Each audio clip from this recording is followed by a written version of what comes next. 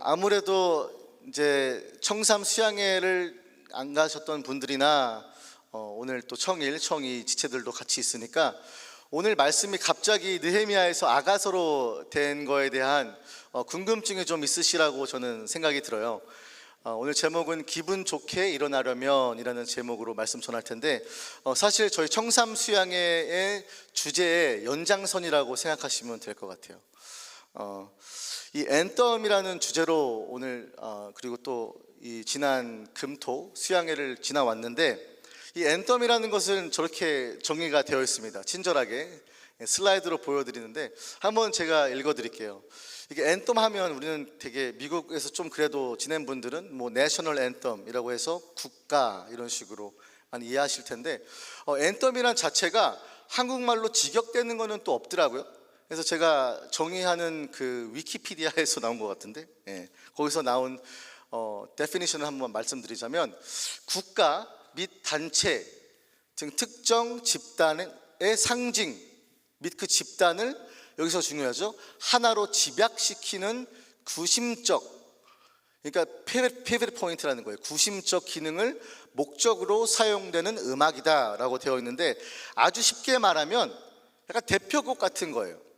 나를 상징하고 대표하고 내가 최상으로 드릴 수 있는 나의 노래라는 주제인 것이죠. 여러분, 이 찬양이라는 것이 우리가 그리스도인의 삶에서 신앙생활에서는 이게 없어질 수가 없죠. 초대교회도 마찬가지였고 초대교회가 태동되어지고 우리 믿음의 선조들은 항상 예배 때 뭘 했죠? 꼭 빠지지 않고 찬양을 했습니다. 아버지께 가장 자신의 신앙의 고백뿐만 아니라 그것을 나의 노래로 삼았어요. 나의 가장 드릴 수 있는 최상의 노래로 만든 것이죠. 여러분들 혹시 노래방 가게 되면, 혹시 가시는 분 있을지 모르겠지만 노래방 가게 되면 여러분이 부르는 18번의 노래 혹시 있으십니까? 네. 혹시 있으시다면 아마 그 노래를 좋아하시는 이유가 분명히 있을 거예요.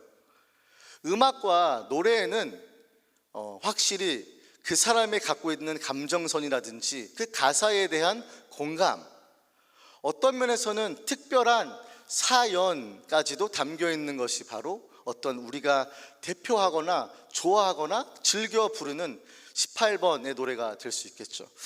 제가 장년부 사역을 하면서 장례식 집례를 할 때가 있어요. 그러면 이제 소천하신 주님 품에 안기신 분의 애송 찬송을 이렇게 부탁을 합니다. 무슨 말이냐면 내 평생에 내가 즐겨 부르던 찬송을 그분 장례 천국 환송 예배 때 그 찬송가를 모든 성도가 같이 찬양을 불러요. 재밌지 않습니까? 그리고 굉장히 가슴이 따뜻해지죠. 그러니까 그분은 천국에서 그 찬송을 부를 것이고 지금 지상에 있는 우리 성도들은 그 찬송을 같이 부르면서 아버지께 노래 중에 노래, 찬양 중에 찬양을 올려드리는 것이죠. 여러분들도 그런 찬양의 곡이 하나쯤은 있어야 돼요. 내 인생을 살면서 내가 정말 즐겨 부르는 나의 찬송, 애송하는 나의 찬송 해서 내가 죽었을 때, 내가 이 땅을 떠났을 때 거기 모인 나의 장례식 있는 모든 성도가, 사람들이 나와서 내가 즐겨 부렸던 찬송을 부르면서 동일한 은혜를 누렸으면 좋겠다라는 마음으로 이 찬송을 준비하시면서 여러분 삶 가운데서도 매일마다 이런 찬양을 불렀으면 좋겠습니다. 그럼 아가서에 대해서 좀 설명을 드려야 되는데, 아가서는 여러분 1장 1절을 보면 이렇게 되어 있습니다. 솔로몬의 아가라라고 되어 있어요. 여러분 오늘 참 잘 오신 겁니다. 아가서는 누가 썼죠? 솔로몬. 제 이름이 뭐죠? 솔로몬이. 그러니까 여러분 땡 잡은 거예요. 제가 솔로몬이잖아요. 솔로몬의 아가라. 그래서 영어로 보면은 The Song of Songs which is Solomon's 라고 되어 있고, 밑에 보시면 실 하시리 마셀 리 술로모라고 원어가 히브리어가 적혀 있는데, 이 원어를 보면 사실은 아가라는 번역은 조금 좀 트랜슬레이션이 좀 약한 트랜슬레이션이라고 생각이 들어요. 왜냐하면 이게 실 하시림이란 뜻은 뭐냐면 노래 중에 노래란 뜻이에요. 그러니까 Song of Songs라고 되어 있죠.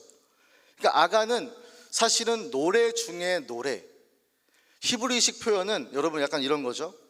지성소라고 했을 때 영어로 뭔지 아십니까? Holy of Holies라 그래요. 그러니까 거룩 중에도 거룩한 것. 뭐 만유의 주 했을 때 Lord of Lords라고 하죠. 그리고 뭐 만왕의 왕 그랬을 때 뭐라 그러죠? King of Kings라고 그러죠. 그러니까 이게 히브리식 표현인데 나의 가장 최상의 것을 표현하기 위함인 거예요. 그러니까 Song of Songs. 솔로몬 왕은 이 생을 살면서 가장 많은 지혜를 받았던 사람이잖아요. 그래서 뭐 3,000가지의 잠언을 얘기하고 논하고 세상의 철학과 세상의 어떤 삶을 많은 여러 가지 철학적인 시가적으로 지혜서를 통해서 표현을 했죠. 근데 솔로몬이 또 재밌는 게 뭐냐면 이 왕은 노래를 또 굉장히 좋아했어요. 거의 음유시인 같은 느낌이죠. 거의 싱어송라이터였지 않았을까. 이 사람은 1,005곡의 노래를 만들었대요. 근데 아가서가 처음 시작이 뭐죠? 솔로몬의 아가라. 그게 무슨 말이냐면 노래 중에 노래다. 내가 만든 1,005가지의 노래 중에서도 이 아가서만큼은 가장 내가 주님께 드리는, 하나님께 바치는 내 최상의 사랑의 노래이다 라는 뜻이에요. 그러니까 아가서는 여러분 이렇게 사랑으로 집중이 되어지고 우리 마음 가운데 하나님을 어떻게 하나님이 우리를 사랑하시는지, 반대로 우리는 하나님을 어떤 식으로 사랑하는지에 대한 아주 아름답게 표현된 지혜 문학서이자 시가서예요. 자, 그러면 아가서 잠깐 이제 메인 캐릭터만 알려드리고 바로 본문 들어갈게요. 아가서에는 솔로몬의 아가라 시작하는 것처럼 메인 남자 주인공으로 누가 나올까요? 솔로몬 왕이 나옵니다. 그리고 술람미 여인이라고 어떤 여인이 한 명 등장을 해요. 그리고 약간 코러스가 있어요. 뮤지컬 같이. 예루살렘의 딸들이에요. 이렇게 나중에 그래서 막 코러스가 합창하듯이 나오는 그런 어떤 것들을 느낄 수가 있는데, 드라마틱한. 그래서 지금 솔로몬 왕은 메인 캐릭터고 술람미 여인은 여자 주인공이겠죠. 근데 이거를 사람과 생각적으로만 이거를 구분 지으면 안 되고, 이게 지금 아가서가 재밌는 것 중에 하나가 뭐냐면 단 한 번도 하나님의 이름에 존재하지 않습니다. 이 성경, 이 아가서 안에서 단 한 번에 하나님에 대한 언급이 있지가 않아요. 에스더서와 같이. 그러면 이 아가서가 쓰여진 목적은 무엇인가? 아가서가 중심적으로 말하고자 하는 것은 무엇인가? 솔로몬과 술람미의 연애 스토리라면 굳이 우리 성도가 왜 이걸 읽으면서 은혜를 받아야 할까라는 궁금증이 들 수 있잖아요. 그러니까 솔로몬 왕은 누구를 사실 예표하는 거죠? 예수 그리스도인 거예요. 그리고 술람미는 그러면 누구를 예표할까요? 예수 그리스도의 신부가 누구죠? 성도, 우리라는 거죠. 교회라는 거예요. 그러니까 지금 아가서의 이야기가 여러분 보시면 굉장히 로맨틱하고, 어떻게 보면은 부부간의 관계에서 나오는 어떤 육체적이거나 감각적이거나 좀 그런 로망스 있는 사랑을 다루는 것 같지만, 결국에는 그런 것들을 표현함으로써 예수 그리스도가 우리를 얼마나 사랑하시는지에 대한 언약적이고 신학적이게 다소 많이 들어있고 그 안에서 사랑을 표현하는 아름다운 이 서가 바로 아가서라는 것입니다. 자, 그러면 오늘 바로 이제 말씀으로 들어갈게요. 이제 서문을 알려드린 거예요. 아가서가 어떤 서이다라는 걸 말씀드린 거고, 오늘 말씀을 들어가려고 합니다. 여러분 혹시 오늘 아침에 일어나실 때 혹은 뭐 매일 아침에 깨실 때 어떤 기분이 드세요?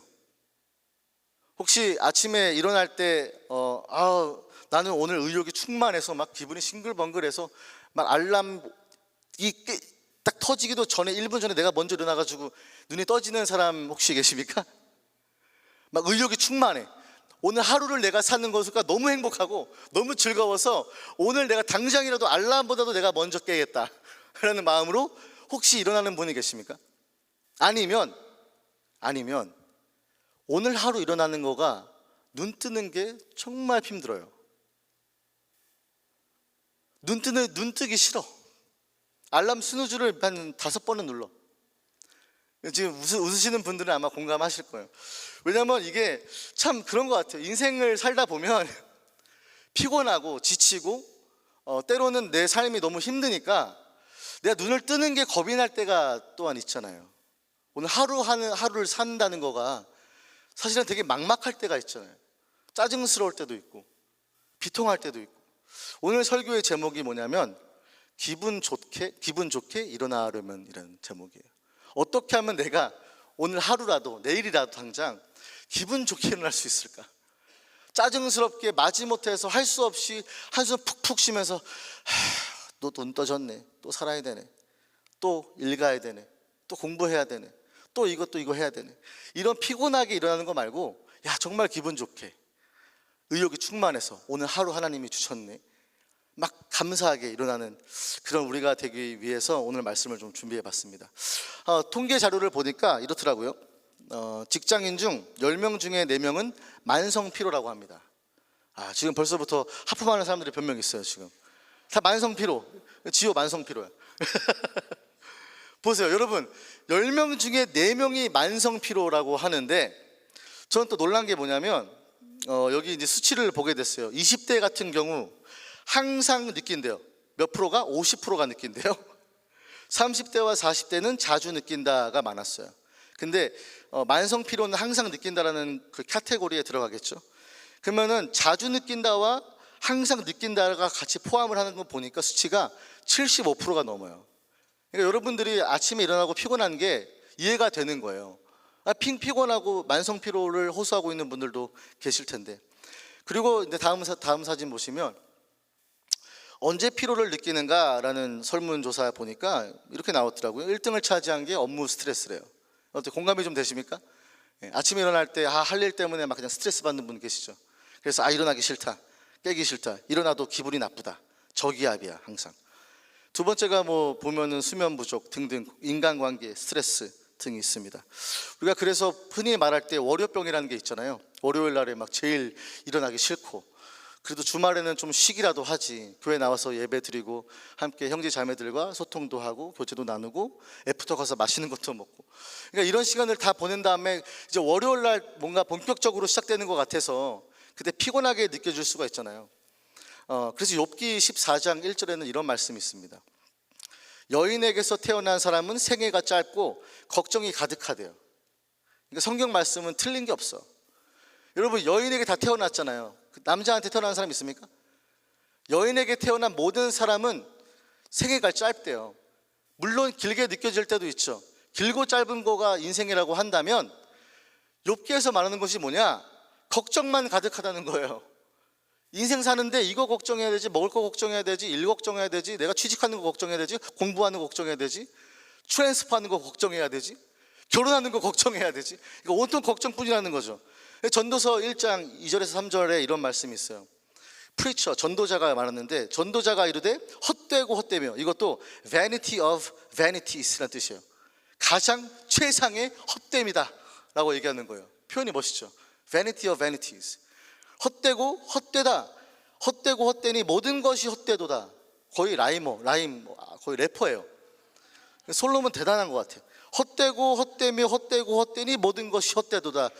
할렐루야, 할렐루야. 이거 지금 내가 볼 때는 여기가 이 사람이 천재야.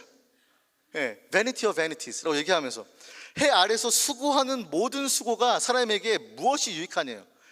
이 말 들으면 여러분 아침에 일어나기 싫어요. 그렇잖아요. 모든 해 아래에 있는 모든 사람이 수고하는 모든 수고가 헛되고 무익하다고 얘기하고 있어요. 인생이 이렇게 피곤한데, 만성 피로도 있고 항상 스트레스를 받고 있는 우리 현대인의 삶에서 어떻게 하면 우리가 정말 기분 좋게 일어날 수 있냐는 거예요. 어떻게 하면 하루를 살아도, 한시를 살아도 이렇게 수고한 것이 다 헛되다라고 그냥 이렇게 한탄만 할 것이 아니라 기쁨과 감격과 자발과 스스로 즐겁게 내어드릴 수 있는 삶이 될 수 있냐라는 것이죠. 오늘 본문에도 여러분 동일한 말이 있습니다. 본문 보면은 7절이에요. 함께 같이 읽어볼까요? 시작.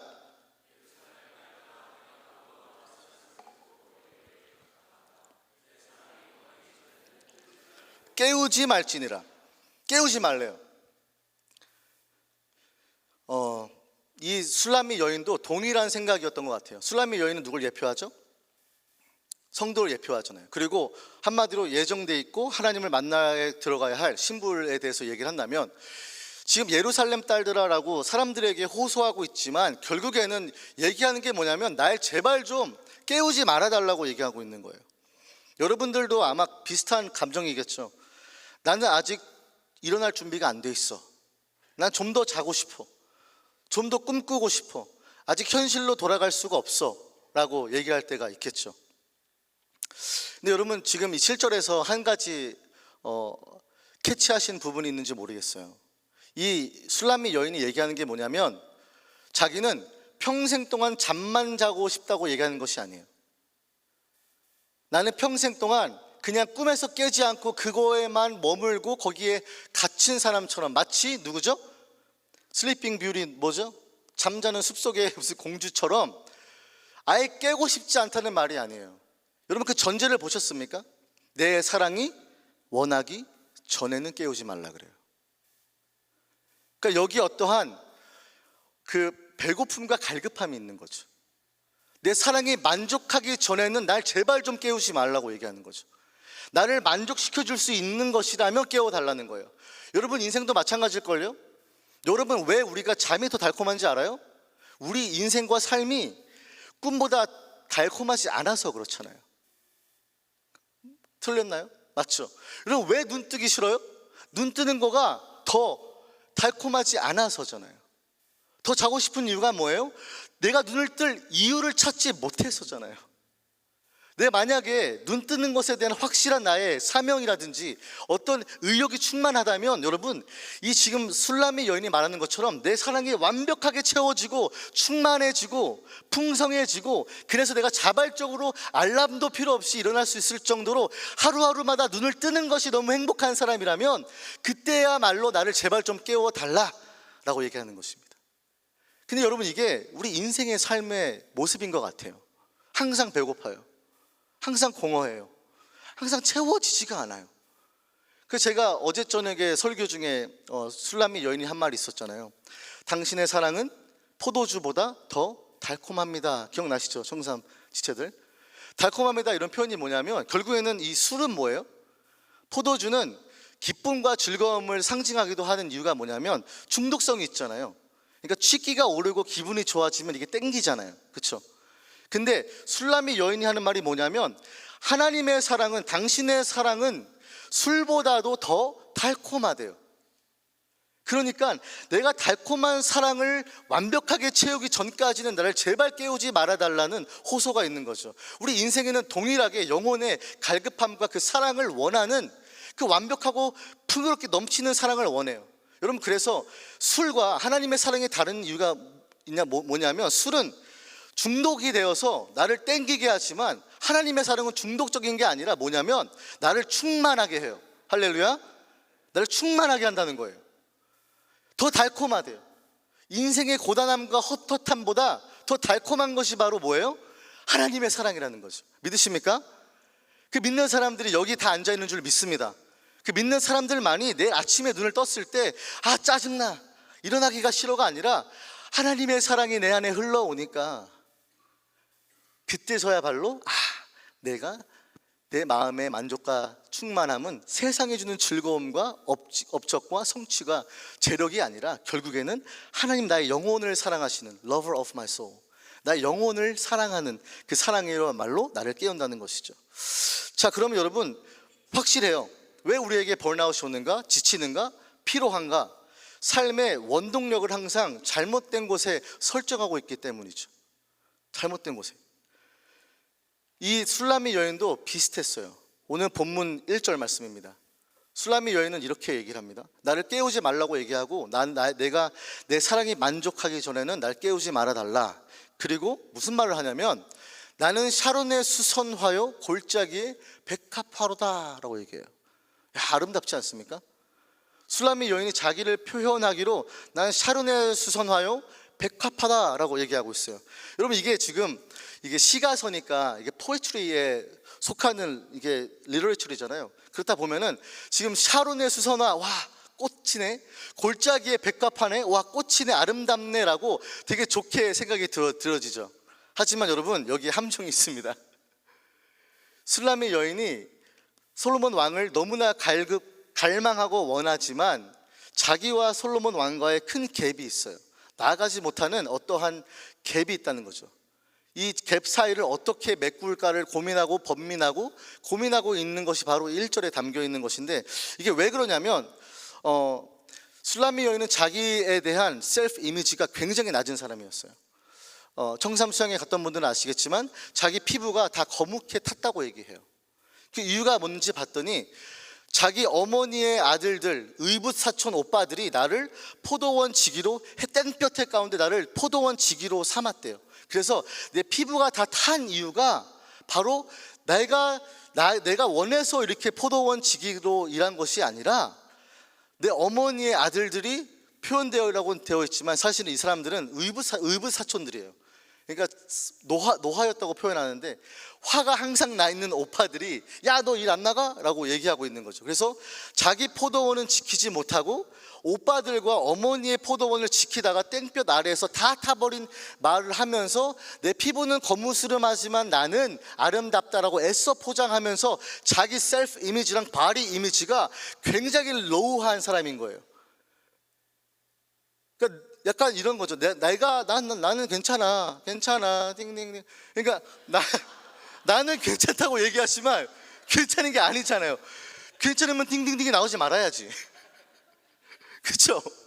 이게 띵띵띵 하는 것도 그것도 다 이제 포장하는 거잖아요. 이렇게 안 괜찮은데 그런 거잖아요.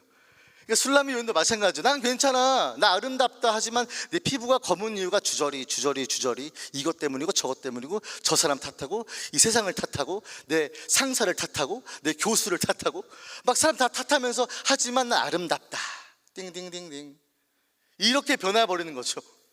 그러니까 지금 셀프 이미지가 굉장히 로우한 사람이 나는 사론의 뭐예요? 꽃이다라고 얘기하는 표현은 굉장히 이상할 수 있어요. 여러분 골짜기 제가 사진 올려드린 거 있는데 보여주실래요? 네, 골짜기 백합화 사진 보시면 이렇게 되게 이뻐 보이잖아요. 근데 이 사론의 이 수선화와 골짜기의 백합화는요 공통점이 있어요. 뭐냐면 굉장히 흔한 꽃이에요. 그냥 밖에 나가면 있는 꽃들 같은 느낌인 거예요. 어딜 나가도 저 꽃들이 그냥 쫙 깔려 있어요. 그러니까 지금 술라미 여인이 하는 말이 뭐냐면 나는 특출난 게 없다고 얘기하는 거예요. 나는 누가 한 번 더 눈길을 다시 한번 줄 만큼의 외모가 뛰어난 사람도 아니고 내가 학력이 좋아서 와, 저 사람은 정말 잘 살고 이쁘다 아름답다라고 표현한 사람이 아니라는 거예요. 아, 저 사람은 돈이 많구나, 아, 저 사람 정말 대단하다라고 눈이 가는 꽃이 아니라 그냥 흔해 빠진, 어디나 밟힐 수 있는 그냥 흔해 빠진 꽃이 바로 수선화와 백합화라는 꽃입니다. 그러니까 술라미 여인은 자기 자존감에 대한 문제가 있었지만 결국에는 이런 안타까움이 있는 거예요. 나는 평범한 사람이고 누가 날 사랑해 줄 수 있겠어? 누가 나랑 결혼해 줄 수 있겠어? 누가 나를 만나 줄 수 있겠어? 누가 이런 나를 사랑해 줄 수 있겠냔 말이에요. 누가 내 사랑을 정말 채워줄 수 있겠어? 누가 나 같은 사람을 사랑해 줘서 나를 깨울 수 있게 해주겠어? 라고 얘기하고 있는 것이죠.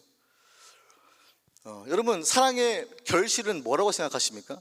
지금 연애하는 분들도 계실 거고 부부도 계실 건데 여러분 사랑의 결실은 뭘로 종착지를 만약에 짓죠? 연애하다가 뭐죠? 결혼이죠. 혼인이잖아요. 결혼의 여러분 종착지는요, 마지막 종착지는 결국에는 결실은 결혼이잖아요. 혼인. 근데 여러분 이 남녀의 사랑의 끝은 그냥 육체적이거나 감성적이거나 이러지 않아요. 부부분들은 아실 거예요. 같이 살아보면 알아요. 이게 연애 때는 이렇게 조용필 씨가 많이 부르잖아요. 이거 또 한번 빵 터질 텐데 You make me bounce, 이거 아세요?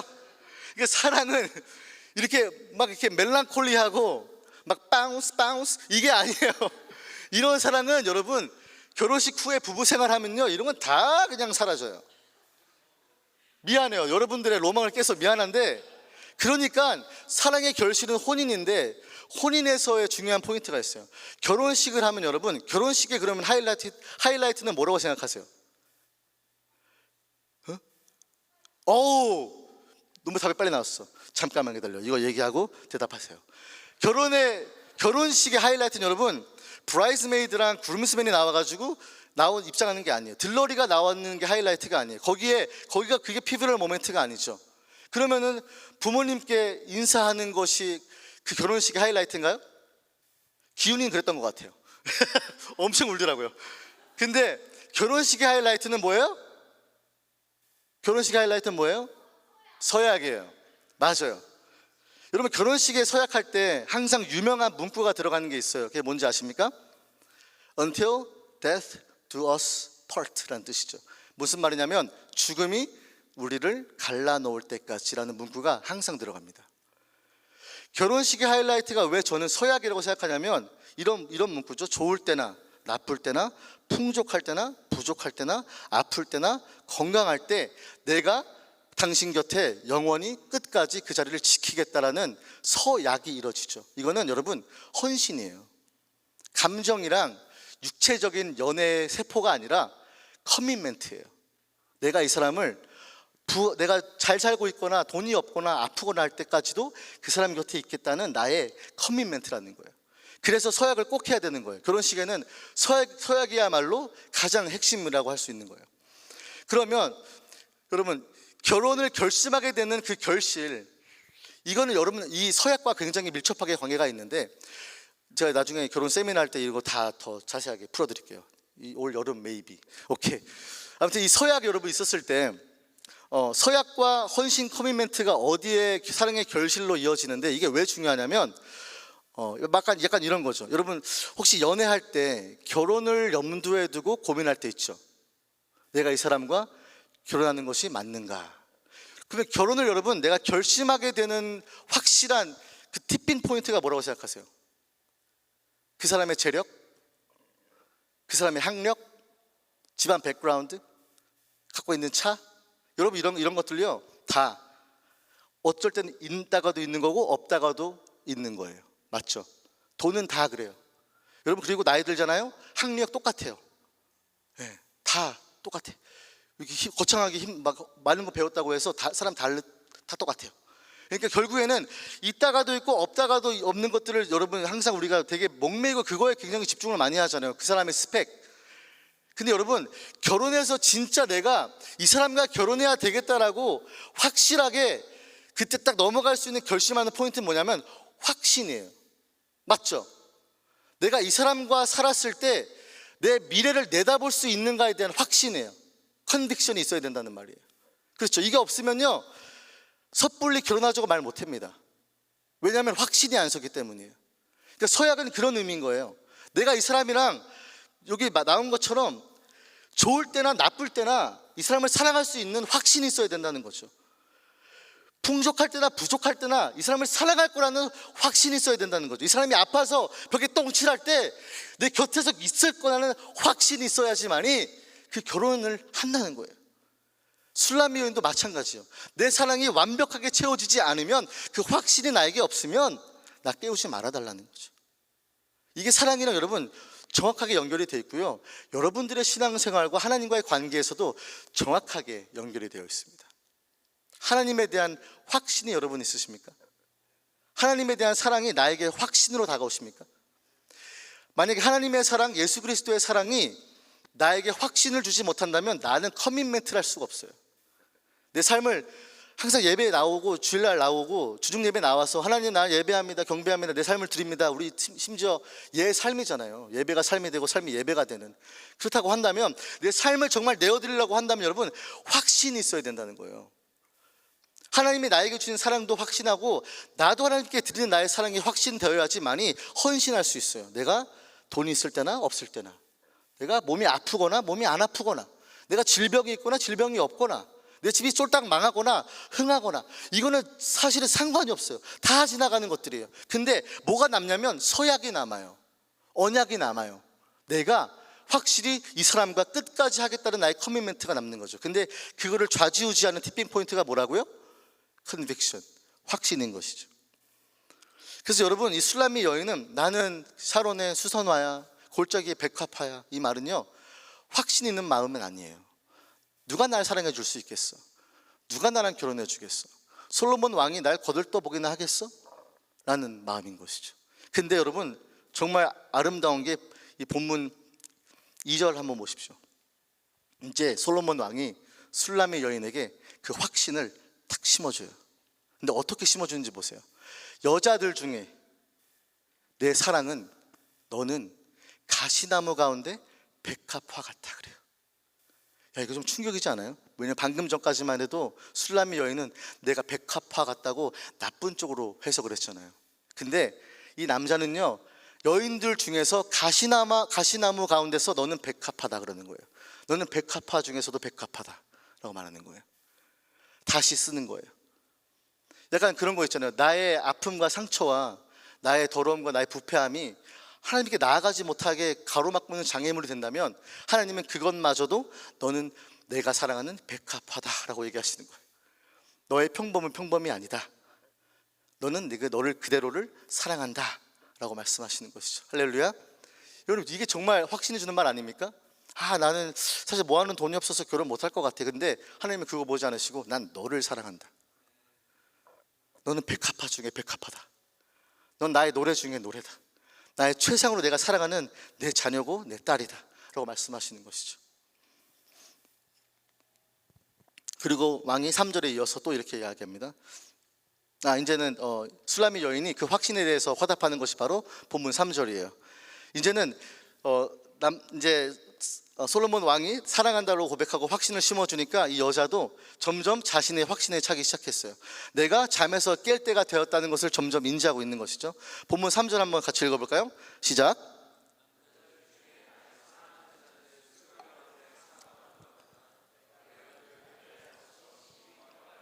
그 열매는 내 입에 달았도다.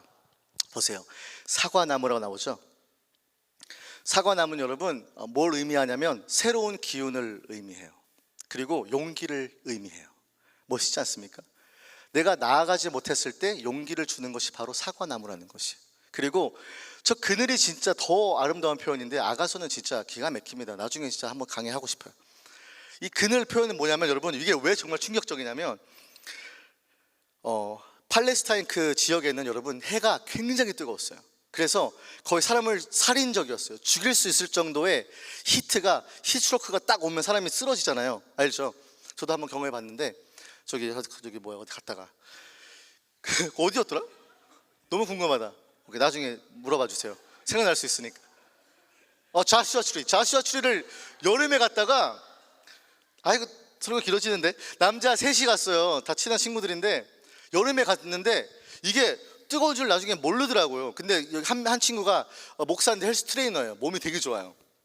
그래서 걔가 우리 여기 그냥 여기 트레일 말고 그 돌들 안쪽까지 들어가 보자는 거예요. 갑자기 우리는 남자 셋이니까. 그래서 들어갔어요. 그래 들어가 보자. 야, 우리 다 남자인데 오케이. 그래서 헬스 트레이너가 있으니까 막 물통 하나 짚고서는 딱 들어갔단 말이에요. 막 들어갔다 보니까 돌아 나오는 길이 이게 돌들이 좀 크니까 넘어가지 못하는 높이의 돌들이 있는 거예요. 말도 안 나오네. 돌들이 있는 거예요. 그 생각만 하면 너무 아찔해. 돌들이 다 있는데 돌다 보니까 제가 내 몸 자체에 히트가 쌓인다는 걸 인지를 못한 거예요. 그래서 갑자기 시야가 좁아지는 거예요. 이렇게 어두워져. 그래서 제가 이렇게 넘어가는 거를 제 친구가 잡아서 겨우겨우 제가 살아 돌아왔어요. 안 그랬으면 그때 내가 주님 만났으면 이 자리에 없습니다. 얼마나 큰일 날 뻔했어요. 근데 이 히스로크가 그렇게 무서운데 팔레스타인도 그랬어요. 그러니까 그 지역에서 그늘이 있는 거는 뭘 상징해요? 생명을 상징하는 거예요. 생명을. 그리고 여러분, 술람미 여인의 컴플렉스가 뭐였어요? 자기의 까만 피부였어요. 그러니까 지금 이 술람미 여인이 확신을 가졌던 것이 뭐냐면 나의 컴플렉스까지도 덮어줄 수 있는 그늘이 되어주는 사람, 내가 상처와 아픔과 나의 허물들을 다 덮어줄 수 있는 그런 사랑을 얘기하는 거예요. 그리고 사과나무처럼, 사과의 그 열매처럼 새로운 기운을 붙돋아 줘서 용기를 갖고 내가 그 사랑을, 미래를 바라볼 수 있을 정도로 뛰어들 수 있는 사랑을 얘기하고 있는 거예요. 여러분들도 혹시 그런 사랑을 하나님과 하고 계십니까? 여러분, 연애하고 사람과의 사랑에서는 굉장히 이게 컨디셔널해요. 기분 좋을 때는 조금 더 사랑하고, 기분 안 좋은 날은 좀 덜 사랑하고, 더 짜증내고. 아마 다 아실 거예요. 연애해 보신 분들 다 아실 거예요. 내 사랑이 완벽한 사랑이 아니에요. 인간의 사랑은 여러분들을 채워줄 수가 없어요. 근데 하나님의 사랑은요, 사과나무와 같아요. 새로운 기운을 붙돋아 주고요, 하나님과 영생을 바라보게 하는 그 확신에 찬 그 믿음의 길을 걷게 합니다. 할렐루야. 그래서 여러분 그 구원에 확신 있는 자들은 하나님의 이 사랑을 맛본 자들이에요. 용기를 얻고 하나님께 믿음으로 나아가고 예수 그리스도를 나의 구주로 영접하게 되는 것이죠. 그래서 이 그늘이 여러분 진짜 멋있지 않습니까? 그러니까 하나님은 다 아셔요. 여러분의 상처, 여러분의 검은 피부, 여러분이 세상 탓하면서 하나님 사실은 저 상사가 이렇게 해서 제가 이런 짓도 하고 이런 죄도 짓고 타협하고 이런 방법들을 사용하면서 제가 이렇게 살고 있어요. 하지만 전 아름다워요 라고 이렇게 포장하면서 나아갈 필요가 없다는 거예요. 하나님은요, 내가 그래도 너의 그늘이 되어줄게. 너 피부가 검게 되었니? 내가 그러면 그늘이 되어줄게. 그 당시엔 여러분 이 피부가 검은 여자들은 조금 사람들이 흘겨봤어요. 이렇게 저 사람 시골 처녀구만 이런 식으로. 바깥에서 일을 많이 했나 보구만. 피부가 까무잡잡하네. 이러면 여러분 여자에 대한 가치와 그 셀프 워스가 굉장히 낮아졌어요. 그래서 이 술람의 여인도 동일하게 느꼈을 거예요. 예루살렘 딸들 사람들이 자기를 흘겨보면서, 그래서 약간 그런 거잖아요. 집 실내만 있으면 스킨이 어떻게 돼요? 아주 뽀얗죠. 그래서 귀공자들은 다 피부가 뽀얗잖아요. 집 안에만 있으니까 다 갖다 주고. 그러니까 지금 이 술람의 여인도 그런 마음인 거예요. 내가 그늘에서 세상의 햇볕이라는 그 태양볕 아래서 너무 많이 쬐서 내 마음도 다 타버리고 상처와 콤플렉스와 열등감에 사로잡혀서 살고 있었는데, 하나님 그 왕이 되시는 솔로몬이 와서 술람이에게는 와서 내가 너의 사과나무가 되어주겠다, 내가 너에게 그늘이 되어주겠다라고 말씀하시는 것이죠. 말씀을 이제 마무리하려고 합니다. 좀 스킵해서 에스겔서 16장 8절 한번 보고 싶어요. 아마 마지막 구절일 것 같은데, 제가 읽어드릴게요. 너희가 내게 부르짖으며 내게 와서 기도하면 내가 너희들의 기도를 들을 것이요. 이거 잘못 읽었군요. 죄송합니다. 에스겔 16장 8절이죠. 내가 내 곁으로 지나며 보니, 보세요, 내 때가 사랑을 할 만할 때라. 내 옷으로 너를 덮어 벌거벗은 것을 가리고 내게 맹세하고 언약하여 너를 내게 속하게 하였느니라. 나 주 여호와의 말이라. 보세요. 내가 네 곁으로 지나가면서 봤을 때 여러분들이, 그리고 술람의 여인이 마치 사랑할 만한 때라고 얘기하세요. 근데 사랑할 만할 때가 여러분, 내가 완벽하게 모든 거를 완벽하게 잘 살고 있었을 때가 아니더라고요. 내 인생이 너무 잘 풀리고 내가 계획한 대로 잘 돼서 모든 걸 착착착 해결해 나가고 내 인생이 너무나 잘 풀릴 때, 그때 사랑한 때라고 말씀하시지 않더라고요. 그래서 말씀하시잖아요. 내 옷으로 너를 덮어서 그 벌거벗음을 내가 덮어줬다. 그리고 제가 말씀했죠. 사랑의 결실은 혼인이고 거기에 하이라이트는 서약이잖아요. 내가 내게 맹세하고 언약하여 너를 내게 속하게 하였다. 여러분들 가운데 아마 이런 생각이 있을 줄 몰라요. 하나님이 이런 나도 사랑하시나? 마치 사론의 백합화와 같고 수선화와 같고 골짜기의 백합화 같은 아주 평범한 나 같은 사람도 누가 사랑해 주나? 그게 여러분 연애뿐만 아니라 하나님과의 관계에서도 나타나요. 여러분 죄를 지면 하나님 앞에 약간 얼굴낯이 부끄러워서 못 나갈 때 있지 않아요? 저는 그런 적이 있었던 것 같아요. 하나님 앞에 나아가려고 했을 때, 내가 인생이 너무 망가져 있을 때는 여러분 부끄러워서 못 나가요. 창피해서 못 나가요. 이런 나의 이런 모습도 나를 사랑하시나? 이렇게 평범한데, 아니 세상에 햇빛을 너무 많이 쬐서 내 피부가 다 거뭇게 타버렸는데 이런 나도 사랑해 줄 수 있는 사람이 있나? 라고 여러분 이 질문을 할 수가 있어요. 근데 하나님이 보실 때 그때야말로 내가 사랑할 만할 때다 라고 말씀하세요. 그리고 나의 허물들, 나의 수치, 나의 결점들을 다 사랑으로 덮어주시면서 내가 너에게 맹세하고 언약할 테니 그 확신을 가지고 나에게 뛰어들라 라고 말씀하십니다. 할렐루야. 그런 믿음으로 우리 사랑을 만끽하고 누리고 오직 주님께 나아갈 수 있는 저와 여러분 되시기를 주님의 이름으로 축복합니다.